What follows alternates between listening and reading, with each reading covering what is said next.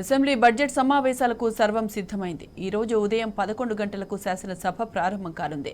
Assembly సమావేశాలు వాడివేడిగా జరిగే chance ఉంది. కాంగ్రెస్ ఎన్నికల ముందు ఇచ్చిన హామీలపై ప్రభుత్వాన్ని ప్రధాన ప్రతిపక్షమైన బీఆర్ఎస్ సభలో నిలదీయనుంది. అటు రైతు భరోసా సహా పలు బిల్లులను సభలో ప్రవేశపెట్టేందుకు సర్కారు సన్నద్ధమవుతుంది. తెలంగాణ అసెంబ్లీ బడ్జెట్ సమావేశాలు ఈ రోజు నుంచి ప్రారంభం కానున్నాయి.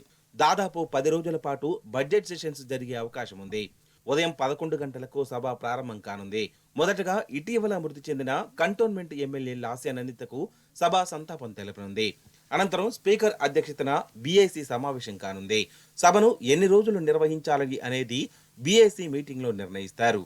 ఈ నెల 25న బడ్జెట్ ప్రవేశపెట్టనున్నారు ఉప ముఖ్యమంత్రి బట్టి విక్రమార్క.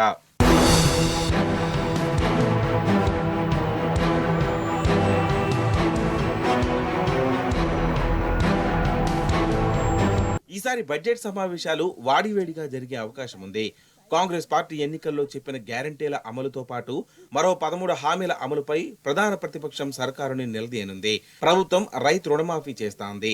ఇప్పటికే ₹1,00,000 లోపు ఉన్న రైతు రుణాలకు మాఫీ చేసింది ప్రభుత్వం. అయితే ప్రభుత్వం చేసిన రుణమాఫీ చాలా మంది రైతులకు కాలేదు.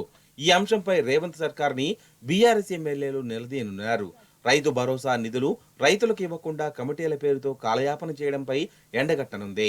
అటు ప్రభుత్వం రైతు భరోసా అమలుపై సభలో చర్చించే అవకాశం ఉంది. ఇక స్కిల్ యూనివర్సిటీ, జాబ్ క్యాలెండర్, ధరణి వంటి అంశాలు చర్చకు వచ్చే అవకాశం ఉందని అధికారిక వర్గాలు చెబుతున్నాయి.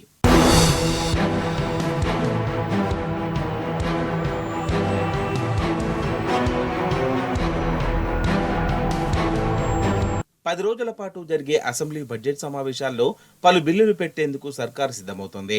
అదే సమయంలో అసెంబ్లీ సమావేశాల్లో సర్కారుని ఎండగట్టేందుకు విపక్షాలు అస్త్రశస్త్రాలతో సన్నద్ధమవుతున్నాయి. శాసనసభ సమావేశాలకు పోలీసులు కట్టుదిట్టమైన బందోబస్తు ఏర్పాటు చేశారు. అసెంబ్లీ పరిసర ప్రాంతాల్లో 144 సెక్షన్ అమలు చేయనున్నారు పోలీసులు.